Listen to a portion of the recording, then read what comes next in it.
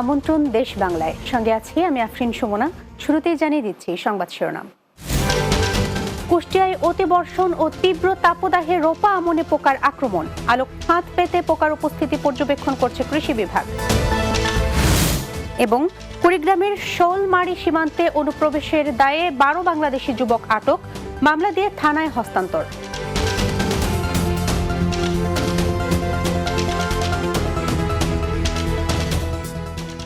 শুনছিলেন শিরোনাম, এবার বিস্তারিত। কুষ্টিয়ার কুমারখালীতে অতিরিক্ত বৃষ্টি ও তীব্র তাপদাহে রোপা আমনে মাজরা, পাতা মোড়ানো, কারেন্ট, গান্ধী সহ নানা প্রকার আক্রমণ দেখা দিয়েছে। এতে উৎপাদন লক্ষ্যমাত্রা ব্যাহত হওয়ার আশঙ্কা করছেন চাষিরা। বাজারে ভেজাল ওষুধের অভিযোগও করেন তারা। কৃষি বিভাগ বলছে, আলোক ফাঁদ পেতে পোকার উপস্থিতি পর্যবেক্ষণ করা হচ্ছে। কুষ্টিয়ার কুমারখালী খোকসা প্রতিনিধি MA উল্লাসের পাঠানো প্রতিবেদন, বিস্তারিত জানাবেন অর্ণব নাসির। সার, কীটনাশকের দাম বেড়ে যাওয়ায় ধান উৎপাদনে খরচ বাড়ছে চাষিদের। বাড়তি খরচ মাথায় নিয়ে আমন ধান পরিচর্যায় ব্যস্ত সময় কাটাচ্ছেন কুষ্টিয়ার কুমারখালী উপজেলার চাষিরা। তবে এবছর অতিবৃষ্টি ও ভ্যাপসা গরমে অন্যান্য বছরের তুলনায় ধানে বিভিন্ন পোকার আক্রমণ বেশি দেখা দিয়েছে। 2 থেকে 3 বার কীটনাশক ছিটিয়েও পোকার আক্রমণ রোধ করা যাচ্ছে না। এতে বাড়তি খরচ ও পোকার আক্রমণের লাভ নিয়ে শঙ্কায় ভুগছেন কৃষকরা। অতিরিক্ত বৃষ্টি হওয়াতে মাজরা পোকা আক্রমণ করতেছে বেশি। প্রতিবার ধাতে 2টা দিলে হয়ে যায় মাজরা পোকার ওষুধ, এবারে 3 বার দিয়ে দিচ্ছে, আরও 2 বার লাগবে। অনেক টাকা খরচ হয়ে যাচ্ছে, সারের দাম বেশি, লাভের হার করা যাচ্ছে না, এবার লসই হবে। মাজরা ও পাতা মোড়ানো পোকার ব্যাপারে প্রয়োজনীয় ব্যবস্থা নেওয়ার কথা জানিয়েছে উপজেলা কৃষি বিভাগ। কী ধরনের পোকার আক্রমণ হচ্ছে, এই জন্য একযোগে সকল ইউনিয়নে বিভিন্ন স্থানে যেখানে ধানের চাষের আধিক্য আছে সে সকল জায়গায় আমরা আলোক ফাঁদ করছি এবং সেই ভিত্তিতে আমরা তাদেরকে যে পোকার আধিক্য হবে সেই অনুসারে পরামর্শ দিয়ে দমন করার জন্য ব্যবস্থা গ্রহণ করা হবে। এবছর কুমারখালী উপজেলায় প্রায় 14,960 হেক্টর জমিতে রোপা আমন ধান চাষাবাদ হয়েছে, যা লক্ষ্যমাত্রার চেয়ে 5 হেক্টর বেশি। Desk report, Bangla TV. ফরিদপুরে আসন্ন শারদীয় দুর্গোৎসবকে সামনে রেখে নিরাপত্তা বিষয়ক মতবিনিময় সভা করেছে সেনাবাহিনী। ফরিদপুর সার্কিট হাউসের কনফারেন্স রুমে সভা অনুষ্ঠিত হয়। সভায় প্রধান অতিথি ছিলেন 27 আরোই ব্যাটালিয়নের অধিনায়ক lieutenant colonel SM Khalid Abdullah. সভায় বক্তব্য রাখেন অতিরিক্ত জেলা প্রশাসক মোহাম্মদ আলী সিদ্দিকী, অতিরিক্ত পুলিশ সুপার ইমদাদ হোসাইন ও পূজা উদযাপন পরিষদের নেতাসহ অন্যান্যরা। সভায় দুর্গাপূজা নির্বিঘ্ন করতে সব ধরনের প্রস্তুতির কথা তুলে ধরা হয়। আসন্ন দুর্গাপূজা সুষ্ঠু ও শান্তিপূর্ণ পরিবেশে অনুষ্ঠানের লক্ষ্যে পূজা উদযাপন কমিটির সাথে মতবিনিময় করেছে নরসিংদীর পলাশ উপজেলার জামাতে ইসলামী নেতাকর্মীরা। পলাশ বাসস্ট্যান্ড এলাকায় দলীয় কার্যালয়ে সভা অনুষ্ঠিত হয়। এ সময় বক্তব্য রাখেন উপজেলা জামাতের আমির মাওলানা আবুল কাশেম শিকদার, সাধারণ সম্পাদক মাসুদ করিম, ঘোড়াশাল পৌরসভা উত্তরের আমির লোকমান ভূঁইয়া, উপজেলা পূজা উদযাপন কমিটির সভাপতি অসিত চন্দ্র দাস সহ অনেকে। বরিশালে সাম্য ও মানবিক সমাজ বিনির্মাণে নির্দেশনামূলক যৌথ কর্মী সভা অনুষ্ঠিত হয়েছে। বরিশাল শিল্পকলা একাডেমি মিলনায়তনে জেলা যুবদলের ভারপ্রাপ্ত সভাপতি মামুন রেজা খানের সভাপতিত্বে প্রধান অতিথি ছিলেন কেন্দ্রীয় যুবদলের সভাপতি আব্দুল মোনাইম মুন্না। এ সময় উপস্থিত ছিলেন কেন্দ্রীয় ছাত্রদলের সাধারণ সম্পাদক নাসির উদ্দিন, কেন্দ্রীয় স্বেচ্ছাসেবক দলের সাংগঠনিক সম্পাদক নাজমুল হাসান সহ জেলা যুবদল, স্বেচ্ছাসেবক দল ও ছাত্র দলের নেতৃবৃন্দ। কুড়িগ্রামের রৌমারী উপজেলার শৌলমারী সীমান্তে অনুপ্রবেশের দায়ে বাংলাদেশি 12 যুবককে আটক করেছে বিজিবি।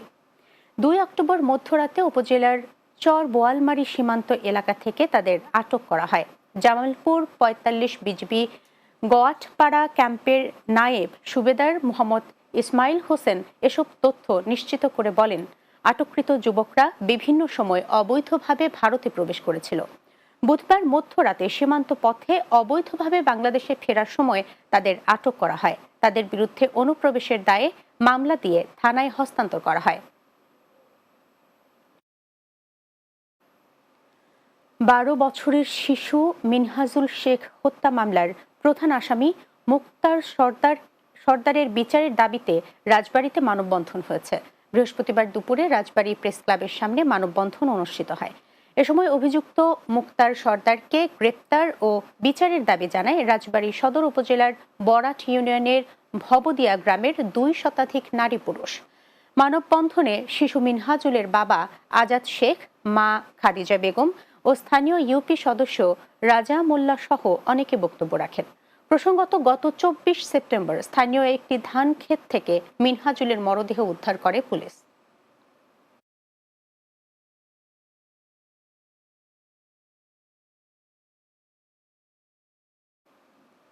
দেশ বাংলায় নিচ্ছি বিরতি। ফিরে আসার পর অন্যান্য সংবাদের সাথে আরো যা থাকছে। দেশের বিভিন্ন স্থানে সরকারি প্রাথমিক বিদ্যালয়ের শিক্ষকদের শতভাগ পদোন্নতি সহ বিভিন্ন দাবিতে মানববন্ধন। প্রধান উপদেষ্টা বরাবর স্মারকলিপি।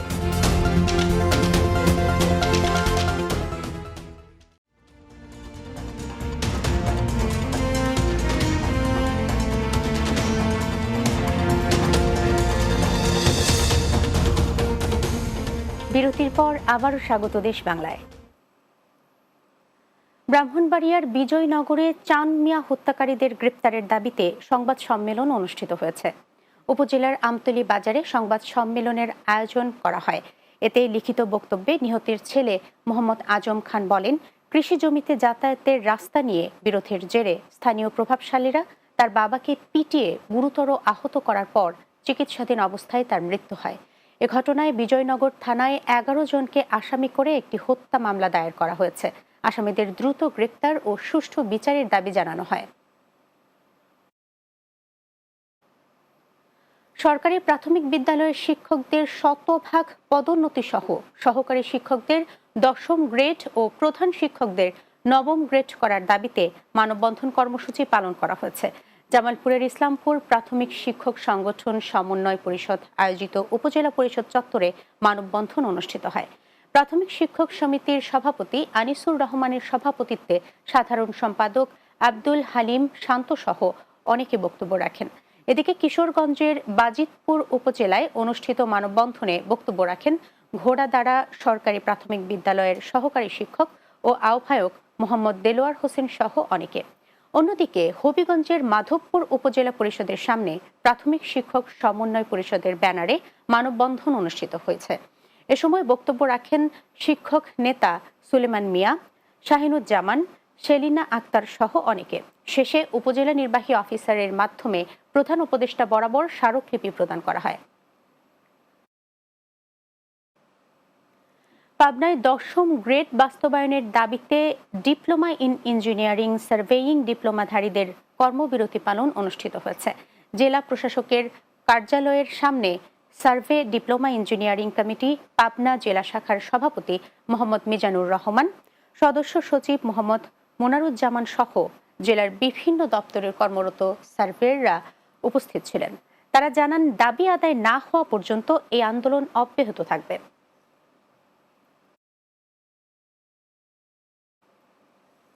টাঙ্গাইলের মির্জাপুরে ডিবি পরিচয়ে ব্যবসায়ীকে অপহরণের ঘটনায় 2 জনকে গ্রেপ্তার করেছে পুলিশ। জানা যায়, উপজেলার বাউয়ার কুমারজানি এলাকায় বিকাশ ব্যবসায়ী মিজানুর রহমান ও তার চাচাতো ভাই আরিফ বাড়ি ফেরার পথে ডিবি পুলিশের পোশাক পরা কয়েকজন তাদের একটি হায়েস গাড়িতে উঠিয়ে নিয়ে যায়। এ সময় ডিবি পরিচয়ে অপহরণকারীরা তাদের কাছে থাকা নগদ 1,76,000 টাকা ও মোবাইল ব্যাংকিংয়ের টাকা ছিনিয়ে নিয়ে যায়। পরে অভিযান চালিয়ে ভুয়া ডিবি পুলিশদের গ্রেপ্তার করা হয়। বিষয়টি নিশ্চিত করেছেন দেওহাটা ফাঁড়ির ইনচার্জ গিয়াসউদ্দিন। সিলেটের বালাগঞ্জে প্রাথমিক বিদ্যালয়ের শিক্ষকদের বিভিন্ন দাবি দেওয়া আদায়ের লক্ষ্যে মানববন্ধন হয়েছে। বালাগঞ্জ উপজেলা পরিষদ ভবন প্রাঙ্গণে বৈষম্য নিরসনে প্রাথমিক শিক্ষক সংগঠন সমন্বয় পরিষদ মানববন্ধনের আয়োজন করে। এ সময় বক্তারা প্রাথমিক বিদ্যালয়ের সহকারী শিক্ষকদের 10ম গ্রেড ও প্রধান শিক্ষকদের 9ম গ্রেড বাস্তবায়নের দাবি জানান। শেষে উপজেলা নির্বাহী কর্মকর্তার মাধ্যমে প্রধান উপদেষ্টা বরাবর একটি স্মারকলিপি পেশ করা হয়। মেহেরপুরে সাংবাদিকদের সাথে মত বিনিময় করেছেন নবাগত পুলিশ সুপার মাকসুদা আক্তার খানম। পুলিশ সুপার কার্যালয়ের সম্মেলন কক্ষে মতবিনিময় সভা অনুষ্ঠিত হয়। সভায় মেহেরপুরের সমসাময়িক আইন শৃঙ্খলা বিষয়ে আলোচনা করেন জেলায় কর্মরত বিভিন্ন মিডিয়ার সাংবাদিকরা। এ সময় বক্তব্য রাখেন মেহেরপুর জেলা প্রেস ক্লাবের সভাপতি তোজাম্মেল আজম, সাধারণ সম্পাদক মাহবুব চাঁদ, অতিরিক্ত পুলিশ সুপার কামরুল আহসান সহ অনেকে উপস্থিত ছিলেন। রাজশাহীতে মাসব্যাপী ক্ষুদ্র পণ্য বাণিজ্য মেলার উদ্বোধন করা হয়েছে। বৃহস্পতিবার দুপুরে নগর ভবনে রাজশাহী সিটি কর্পোরেশনের প্রশাসক ও বিভাগীয় কমিশনার ডক্টর দেওয়ান মোহাম্মদ হুমায়ুন কবির মেলার আনুষ্ঠানিক উদ্বোধন করেন। মেলায় 47টি স্টল স্থান পেয়েছে। মেলা প্রতিদিন সকাল 10টা থেকে রাত 10টা পর্যন্ত সকলের জন্য উন্মুক্ত থাকবে। এ সময় রাজশাহী সিটি কর্পোরেশনের সচিব মোহাম্মদ মোবারক হোসেন, মেলার আয়োজক মুখলেসুর রহমান সিজার সহ অনেকে উপস্থিত ছিলেন।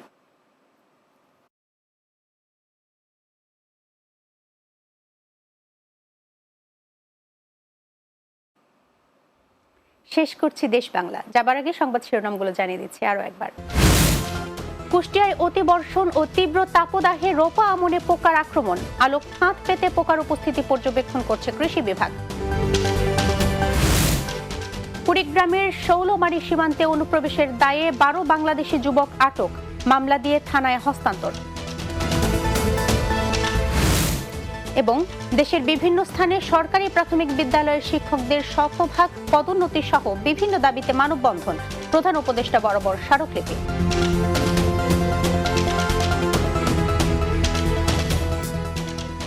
এই ছিল দেশ বাংলায়। আমাদের পরবর্তী সংবাদ বিকেল 4:30 দিনের বাংলা দেখার আমন্ত্রণ রইল। এতক্ষণ সঙ্গে থাকার জন্য ধন্যবাদ সবাইকে।